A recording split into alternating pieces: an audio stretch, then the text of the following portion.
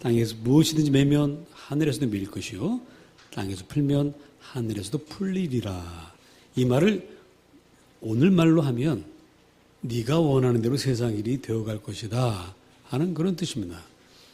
만약 이런 열쇠가 내 것이 아니라 남의 것이라면 그럼 뭐 가지면 뭐해? 배 아플 노릇인데요. 이게 만약 여러분들에게 주어진다면 여러분 받으시겠습니까? 거절하시겠습니까? 당연히 받으시겠죠. 그럼 이런 열쇠를 누가 받는 것인가? 자, 16절 이 고백을 하는 사람에게 하나님께 주십니다. 다 같이 16절 다시 한번 시작.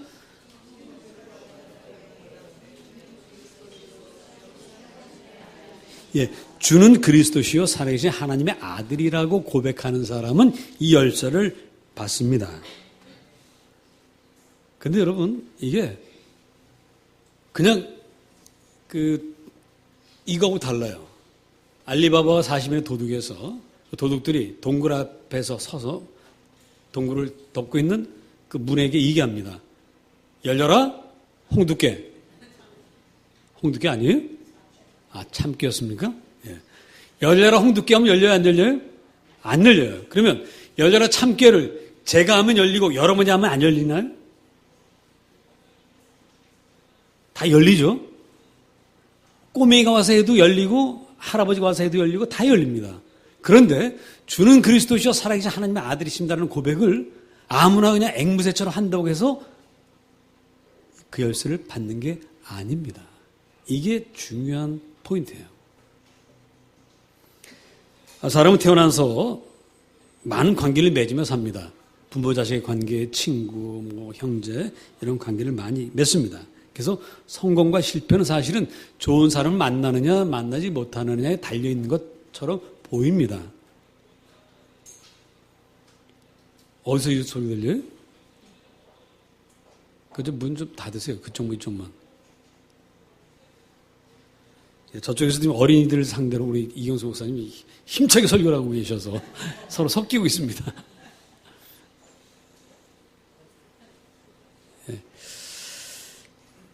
자, 근데 성공과 실패는 꼭 좋은 사람 만나야만 하는 건 아니에요. 제가 결혼한 부부들 얘기를 들어보니까 남자가 너무 과묵해서 그게 좋아서 결혼을 했답니다. 근데 살아보니까 속 터지더래요. 말을 안 해서. 그래서 상대방이 좋은 점이 꼭 좋은 점만도 아닌 것을 우리가 알 수 있습니다. 그래서 좋은 상대방을 만나는 것도 중요하지만 더 중요한 것은 상대방을 어떤 사람으로 인식하느냐에 있습니다. 학교에 선생님을 만납니다. 성격도 고약하고 아주 그래요. 그래서 아유 저놈의 선생님 하고 욕을 하면 그 학생 공부 떨어지게 돼 있어요. 그러나 좀 부족한 선생님이라 할지라도 그때 선생님이자고 열심히 들으면 성적이 올라갑니다. 그래서 좀 시시하고 별 볼 일 없어도 좋은 사람을 보면 훌륭한 사람이 돼요. 제가 프로야구를 열심히 보는 사람은 아닌데 제가 넥센이라는 팀을 응원합니다. 이 팀이 좀 약간 그저 그런 선수들이 모였습니다. 그래서 몇 년 전에는 꼴찌였는데 올해는 지금 몇입니까? 정규리그? 현재 2위입니다. 2위. 저 꼴찌가 2위가 됐어요. 근데 거기 나오는 선수들이 다 별 볼 일 없는 선수들이었는데 그 선수들을 감독이 잘 조련해서 아주 훌륭한 선수가 됐어요. 그러니까 감독은 그 시시한 사람들 속에 있는 그 훌륭한 자질을 보고 훈련시킨 거예요. 따라서 여러분들에게 중요한 건 좋은 상대를 만나는 것도 중요하지만 상대방을 제대로 인식하는 게 더 중요합니다. 예수님 우리 가운데 오셨는데 여러분들이 만일에 예수님을 동네 청년이다 이렇게 하면 여러분이 아무 이익이 없습니다. 고향 사람들이 그렇게 했어요. 예수님 고향 사람들이 예수님 많은 병자들을 고치고 어느 날 고향으로 가셨습니다. 고향 사람들도 치료해주고 그들에게도 복을 주기 위해서 가셨는데 동네 사람들이 다 뭐라고 말하냐면 아이고 저 녀석은 목수의 요셉의 아들이네. 허허. 그래서 어릴 때 우리 집 장독대 깬 놈 아니야? 이런 식으로 보니까 예수님 그 고향에서 아무 일도 할 수가 없었어요. 그래서 주님께서 하신 유명한 말씀 하나 있죠. 선지자가 고향에서는 환영을 받지 못하느니라. 그래서 예수님 우리 앞에 나타나도요. 그 예수님을 제대로 알아야지 제대로 모르면 아무 소용이 없어요. 예수님과 나는 아무 관계가 없습니다. 세상에 수많은 사람들이 예수님을 다 알아요. 우리나라 사람들이 교황께서 오시는 바람에 예수가 누군지 다 알아요. 모르는 사람 다 압니다. 그러나 그들이 예수님을 제대로 모르고 있기 때문에 아무 역사가 일어나지 않습니다. 예수님 당시 예수님께서 궁금하셨어요. 사람들이 나를 누구라고 하는지 궁금하셨습니다. 묻습니다. 사람들이 나를 누구라고 하지? 그랬더니 제자들이 이렇게 말한다. 예수님, 어떤 사람은요 세례 요한이라고 하고 어떤 사람은 엘리야라고 하고 어떤 사람은 예레미야라고 합니다. 이 이야기는 예수님을 정확하게 알고 있는 건 아닙니다. 사람은 상대방에서 내가 보고 싶은 걸 투사해서 보는 그런 습성이 있어요. 사람들은 예수님이 세례 요한처럼 엘리야처럼 예레미야처럼 그런 분이 되어주길 바라기 때문에 그렇게 보고 있습니다. 세례 요한은 어떤 사람입니까? 의로운 사람이에요. 사람들은 예수님이 그런 세례 요한처럼 의로운 지도자가 되어주기를 바라는 마음에서 예수님은 세례 요한 같아 이렇게 봤습니다. 또 엘리야는 능력의 사람입니다. 비가 한 방울도 3년 동안 내리지 않았는데 기도하면 비가 내렸어요. 죽은 소년을 살렸습니다. 그리고 그 유명한 사렙다의 과부 이야기 다 아시죠?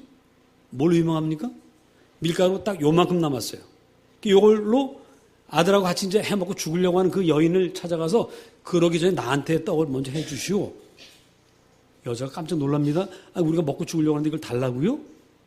그래, 날 주세요. 이거 먹고 죽나? 안 먹고 죽나? 마찬가지죠? 주님께 드렸습니다. 그랬더니 어떻게 됐어요? 가뭄이 끝날 때까지, 양식을 새로 얻을 때까지 이 통에 밀가루가 뭐라 그래야 돼? 한 톨이 아니고 뭐죠, 밀가루는?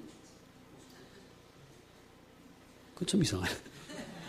하여튼, 떨어지지 않았습니다. 그 놀라운 능력이. 그래서 사람들이 예수님을 엘리야라고 보는 거는 이분이 우리를 좀 능력으로 좀 먹여 살리고 좀 로마에서 해방시키고 좀 신나게 살게 해주면 좋겠다는 마음에서 엘리야라고 보는 겁니다. 또 어떤 예레미야라고 봐요. 예레미야는 어떤 사람이 눈물의 선지자입니다. 고통당하는 이스라엘 백성들과 함께 울고 고통당하는 그런 선지자예요. 주님이 그런 선지자 되어주기를 바라는 마음에서 사람들은 예수님을 예레미야라고 보고 있습니다. 세례 요한, 엘리야, 예레미야 어느 시대에나 꼭 필요한 분들이죠. 특히 요즘 우리 같은 사회에서는 정말 세례 요한처럼 의로운 지도자들, 엘리야 같이 능력 있는 지도자들, 예레미야처럼 고통당하고 슬픔당하는 이들을 찾아가서 함께 울어주고 손잡아주는 그런 분들이 우리 시대도 필요합니다. 주님 물론 그런 분이에요. 그러나 만일 주님이 그런 역할에 머무르고 만다면, 그리고 우리가 주님을 그런 분으로만 안다면 우리는 엄청난 손해를 입게 됩니다. 왜냐하면 사람이 의로운 사람이 나타나고 의로워지면 계속 가는 게 아니에요. 인간은 죄인이기 때문에 늘 다시 죄로 돌아가는 속성이 있습니다. 그게 얼마나 그 복원력이 강한지 여러분이 여기 오시면 회개하고 은혜 받고 결심하고 나가지 않습니까? 그런데 나가서 얼마 만에 다시 옛날 생으로 돌아가죠? 제가 보니까 한 이틀은 가시는 것 같아요. 지금 웃는 분은 2시간 가시나요? 이게 참 인간이 정말 이상합니다. 어쩜 그렇게 죄로 다시 금방금방 돌아가는지. 정의로운 사람이 나와서 그 사회가 좀 정의로워지지만 세월이 지나면 또 썩습니다. 기적을 베푸는 사람이 나와서 좀 먹고 살만하면 또 어려움을 당하는 것이 인류의 역사이기 때문에 주님이 그런 역할에 머문다면 안 됩니다. 그래서 주님은 이제 제자들에게 묻습니다. 사람들이 나를 제대로 알고 있지 못하는데 너희들은 나를 어떻게 알고 있니? 사실은 세상 사람들이 예수님을 어떻게 아느냐보다는 제자들이 예수님을 어떻게 아느냐가 더 중요하죠. 왜? 이들은 예수님을 위해서, 예수님 따라다니기 위해서 모든 걸 다 버려두고 따라 나선 사람들이기 때문에 이들만큼은 주님이 제대로 가르쳐 줘야 돼요. 그래서 묻습니다.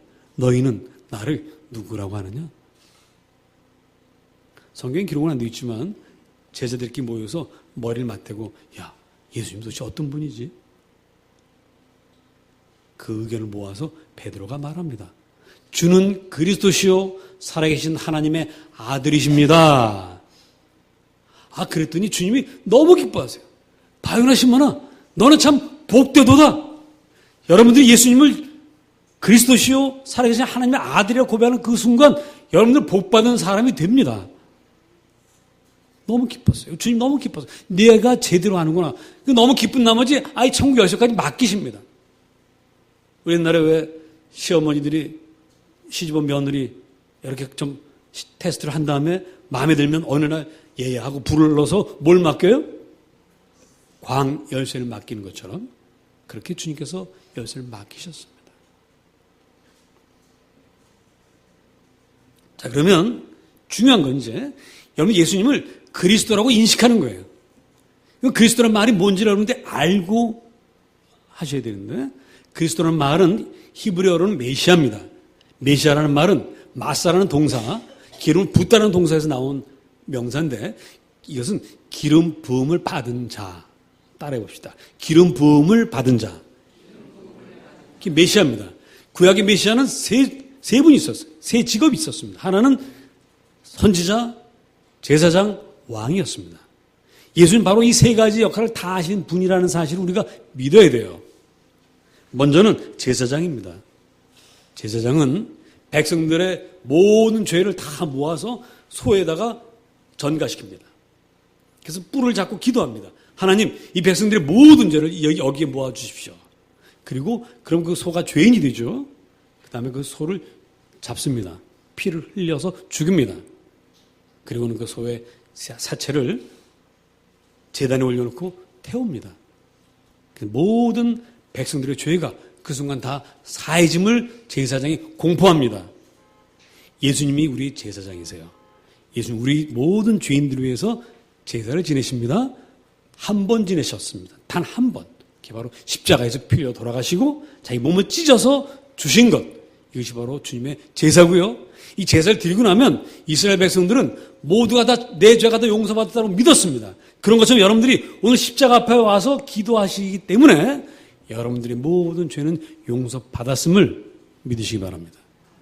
어떤 죄를 졌어도 아무리 흉악한 죄를 졌어도 여러분들은 다 용서받으셨습니다. 만약 그걸 믿지 못한다면 여러분들은 예수님의 십자가의 이 제사를 헛된 것으로 만드는 거예요. 예수님 능력 없는 한가 사람으로 보는 것입니다. 살아계신 하나님께서 나를 위해서 돌아가셨기 때문에 내 모든 죄는 용서받았습니다. 이 사실을 분명하게 확실하게 믿으십시오. 다음 예수님은 왕이십니다. 왕은 통치합니다. 백성들은 왕에게 순종합니다. 자, 이제 우리 예수님을 그리스도로 고백할 때 우리는 예수님께 순종하기로 결단하는 것입니다. 그러면 이 임금은 백성들의 모든 생활을 다 책임지십니다. 그래서 무엇을 먹을까 마실까 입을까 염려하지 않아도 돼요. 마태복음 6장에 보면 이렇게 말씀하십니다. 공중에 나는 새를 봐라. 심지도 않고 거두지도 않고 창고에 모으지도 않지만 하나님 책임지신다.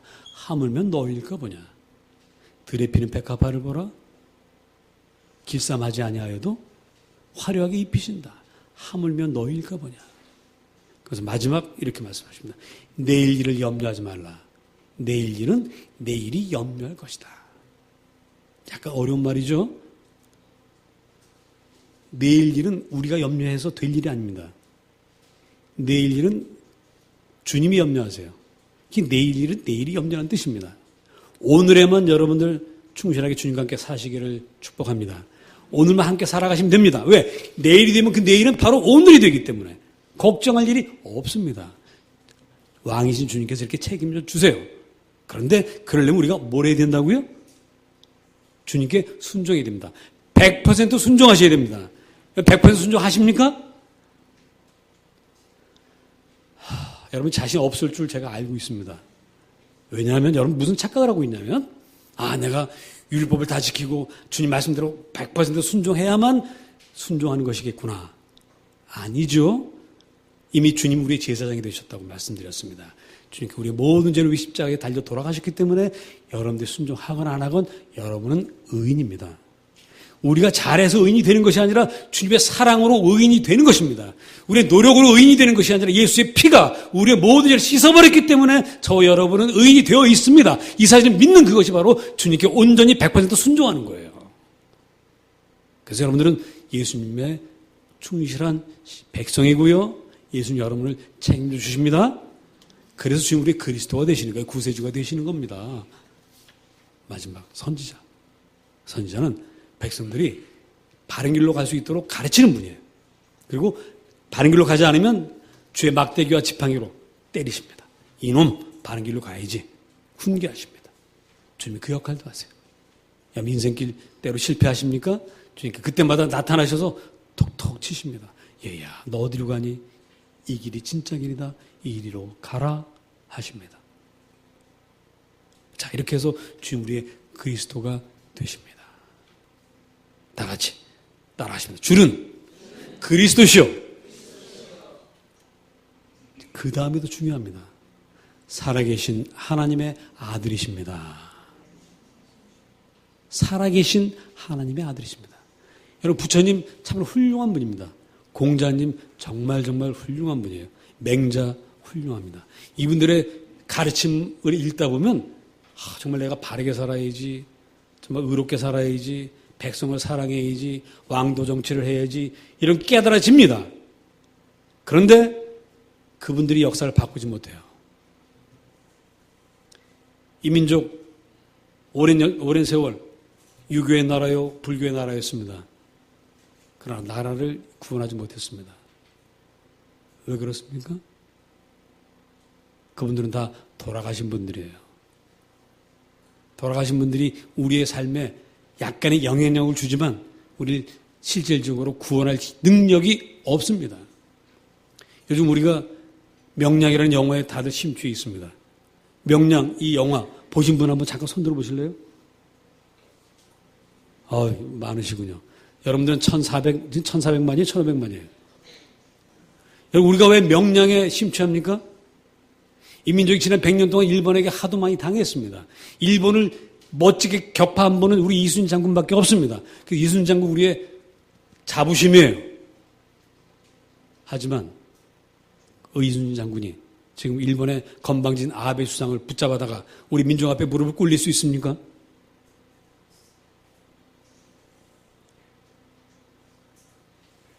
죽은 사람들 우리에게 아무것도 할 수 없습니다. 세례요한, 엘리야, 예레미야가 아무리 훌륭하고 백성들을 위로했다 할지라도 지금 우리에게는 아무것도 줄 수가 없습니다. 우리에게 필요한 분은 그냥 울어주는 분이 아니고 능력을 보여주는 분이 아니라 실제로 우리를 구원하는 분이에요. 오늘 이 시간, 이 삶의 현장에서 우리와 함께 하시면서 우리 생명으로, 기쁨으로, 축복으로 인도하는 그분이 우리에게 필요합니다. 그래서 우리에게 필요한 분은 살아계신 하나님의 아들이에요. 돌아가신 분이 아니라 살아계셔야 합니다. 우리 주님은 십자가에 매달려 돌아가셨습니다. 그러나 그분은 사흘 만에 부활하셨습니다. 지금도 살아계십니다. 우리는 그분을 믿고 있습니다. 그래서 우리는 그분 앞에 모이는 거예요. 우리 주님께서 살아계시고 여러분들의 구세주가 되고 계심을 믿으시기를 주의 이름으로 축복합니다. 그런데요, 여러분 주님 다 아시죠? 여러분에게 묻는 겁니다. 여러분 예수님 다 아시죠? 좋습니다. 그러면 예수님도 여러분을 다 아시나요? 예수님 여러분 한 분 한 분을 따로따로 다 아십니까? 그래요? 정말? 그 위대한 예수님 여러분 한 분 한 분 다 아신다고요?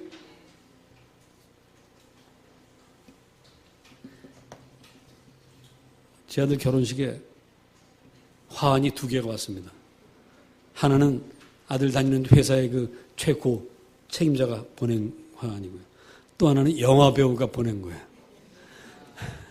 누구겠어요? 우리 교회 출석 가끔씩 하는 우리 신현준 씨죠. 바빠서 자주 출석 못하지만 우리 교인이나 마찬가지인데 그분 화환이 왔어요. 그러니까 오는 사람들이 나이 드신 분들은 별로 관심 없는데 젊은 사람들은 신현준 왔어? 그래서 이렇게 찾아보는 거야. 근데 지금 신현준 좀 예배 왔다가 좀 이따 갔거든요. 보니까 신현준 다 알더라고요. 어지간한 사람들. 그런데 그 신현준 씨가 그 사람들 다 압니까?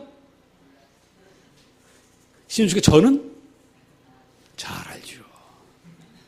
저한테 늘 기도 부탁하고 자기 집 신방 갔을 때도 저에게 막 기도받고 막 장가 보내달라고 기도하고 제가 장가 보내준 거예요. 기도해가지고. 그런데 예수님은 여러분을 알고 계십니다. 나는 주님이 나를 알고 계신지 잘 모르겠는데요. 여러분, 만세 전에 주님 우리를 먼저 알고 계십니다. 내가 주님을 알기 전에 주님이 나를 먼저 아십니다. 여러분들 오늘 이 자리에 온 것은 예수님이 초청장을 보내서 오신 거예요. 여러분들 그냥 내 발로 걸은 게 아니라 성령께서 역사하셔서 이곳까지 이끌어 주신 것입니다. 그러니까 주님은 여러분 이미 알고 계신 거예요. 믿어주시면 아멘 하시기 바랍니다. 여러분 알고 계세요. 오히려 나는 나를 잘 모르지만 주님은 나를 더 잘 아십니다. 베드로가 주님께 말합니다. 주님, 저는 주님을 절대 배반하지 않습니다. 그러나 베드로의 속성을 잘 아시는 주님께서 걱정스럽게 말씀하십니다. 얘야, 넌 오늘 밤 닭이 2번 울기 전에 나를 3번 부인할 것이다. 여러분이 주님 앞에 아무리 큰 소리 쳐도 주님은 여러분 다 아십니다. 나보다 나를 더 잘 아시는 분이 우리 주님이세요. 여러분들 이 자리에 와서 앉아있는 것이 주님이 나를 알고 계시는 증거임을 확신하십시오. 자, 그래서 이제 우리는 베드로처럼 고백할 수 있는 것입니다. 주는 그리스도시요 살아계신 하나님의 아들이십니다. 다 같이 시작. 이제 여러분들에게 주님께서 열쇠를 주셨습니다. 자, 제가 이제 드립니다. 여러분 손으로 받으셔야 됩니다. 상징적이지만 자, 받으십시오. 여러분, 이 열쇠 받으신 분들은요, 이제부터 정신 차리셔야 됩니다. 하나님께 우리에게 축복을 주시는 것은 혼자 누리라는 것이 아니라 가난한 사람들과 나누고 우는 사람들과 함께 울고 고통당하는 사람들과 함께 고통을 나누라고 주시는 것입니다. 외국에서는 오블리주란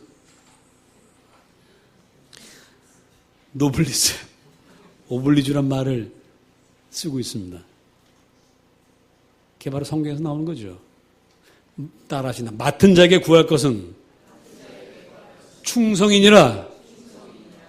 우리에게 많은 특권을 맡기셨습니다. 많은 복을 주셨습니다. 이것 가지고 충성스럽게 세상 사람들에 나아가서 세리 요한의 역할도 하시고 엘리야의 역할도 하시고 예레미야의 역할도 하시기를 바랍니다. 그래서 여러분 때문에 세상 사람들이 소망을 갖고 빛을 발견하고 이 절망의 세대에 그래도 아직 희망이 있다라고 말할 수 있는 여러분들이 바로 그런 사람 되어주시기를 주님의 이름으로 축복합니다. 기도하겠습니다. 우리 각자 주님 앞에 기도하십니다. 주님, 나에게 귀한 열쇠를 맡기셨사오니 이 열쇠로 세상을 밝히고 세상에 소망을 주고 작은 힘이나마 나누는, 작은 것이만 나누는 당신의 백성 되게 하옵소서. 각자 결단의 기도를 드리시기 바랍니다.